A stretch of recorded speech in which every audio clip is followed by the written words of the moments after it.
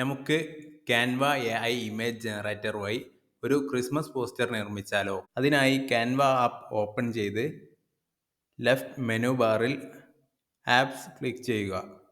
ശേഷം ആപ്സിൽ AI powered open ചെയ്ത് സെർച്ച് ബാറിൽ AI ഇമേജ് ജനറേറ്റർ സെർച്ച് ചെയ്യുക. അപ്പോൾ താഴെ AI ഇമേജ് ജെൻ എന്ന് വന്നതായി കാണാം.